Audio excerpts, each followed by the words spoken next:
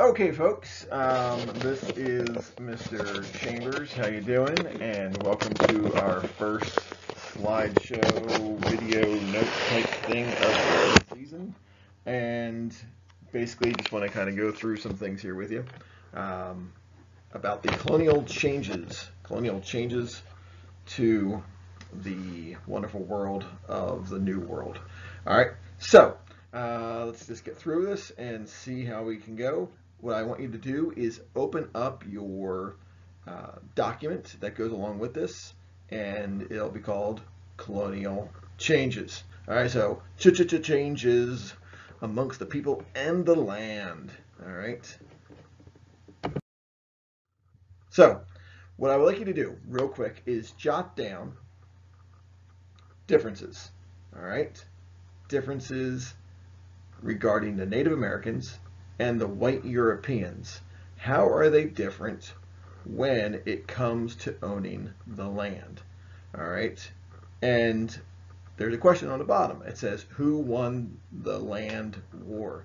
So if you look at the sheet of paper, it looks something like this. Ooh, pretty. All right, you will notice there is a T-chart. All right, Native Americans, white Europeans. Jot down some things. All right, it's not too hard. Just jot down your own thoughts and then answer the question that is underneath of it. It says, so who won the land war? Got it? Cool. All right, and pause when you're writing so you're not missing anything. Got it? Even better.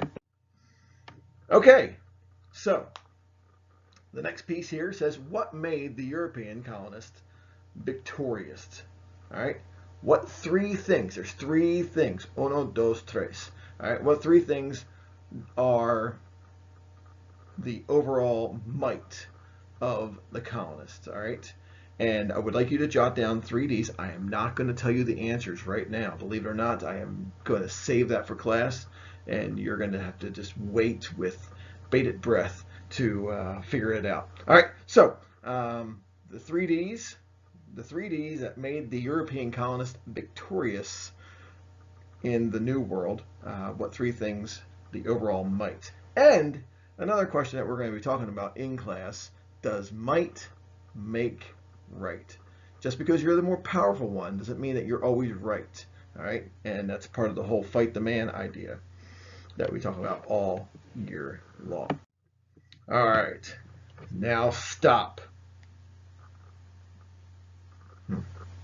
Think, how would the world react today if this type of behavior occurred? And I would like you to support your answer with evidence. So pause the video and think about that question. How would the world react today if white colonist or anybody decides to move to a new land? All right, you're moving to a new land and you decide to displace all of these individuals who lived in the land that were already there that you were going into. All right, so let's say we decide to invade Greenland. All right, and we just removed everybody from Greenland and we took over. All right, we totally took control of Greenland. How would the world react today? And if it does happen, what's going on? What are there? Are there different types of evidences that we can find or use in order to support ourselves? All right. All right. Welcome back. So we have a new question here and a quote. A question and a quote. All right, and it says, "How were colonists already becoming different from the Europeans?" All right.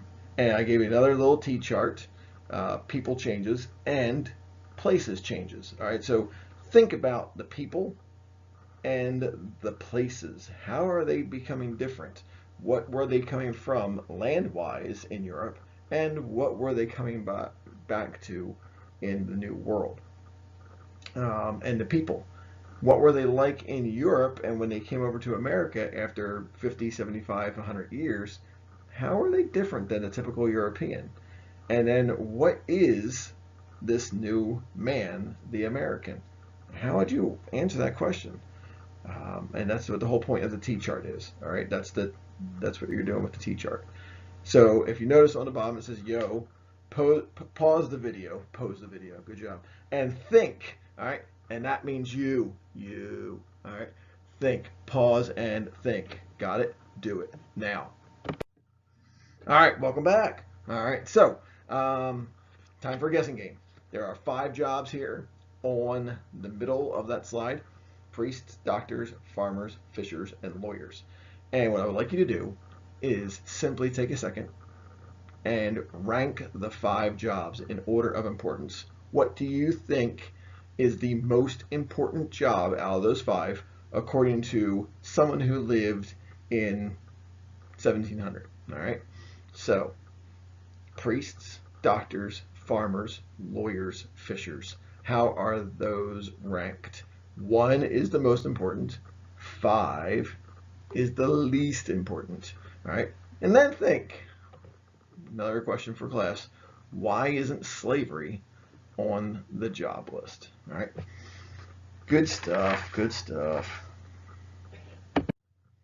All right, hey, an activity you're going to be doing when we're going to talk about in class.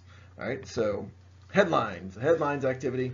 Read the 5 headlines below and respond as if you were one of the occupations that I talked about on the last slide and are listed on the left of this, slideshow, no? All right, so if your last name begins with an A through an E, you are to think about these 5 headlines as a doctor. If your last name begins with an F through a J, you are to think about these 5 headlines as a fisher. K through O, knockouts. All right, you are a priest. All right, and P through T, part-timers, are farmers. All right, and then U through Z, yeah, I've got nothing there. You are the lawyers. All right, so A through E, doctor, F, J, fishers, K through O, priest, P through T, farmers, U through Z, lawyers. Look at the 5 headlines I created and think. Oh my gosh, I really asked you a lot of thinking here. All right, think and then respond as if you were one of those occupations that I have assigned to you. Got it? Good. All right, and then last slide of the show. Think. Yep. Once again, think. And then be ready to discuss in class. All right. These are 3 questions that we should be thinking about. What makes slavery such a better option after 1670? I know what you're saying. Chambers, slavery is never a good option. I got it. But why do people use slaves after 1670? All right, especially after 1676. But I'm trying to be nice. All right. 2, should slaves be included in a 1730s quote? What then is this new man, the American? And explain your thoughts here. Why should slaves, or why shouldn't slaves, be included in that quote? And last but not least, what might be some reasons why a society that prides itself on morals considers slavery as morally acceptable, right? So, interesting. We have a lot of religious morals going on during this time. Yet, religiously, we say slavery is morally acceptable. Makes you think. So think about these things. We're going to discuss them. We'll sit in a circle. We'll think.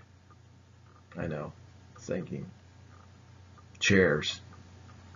Group. Bye for now. Enjoy.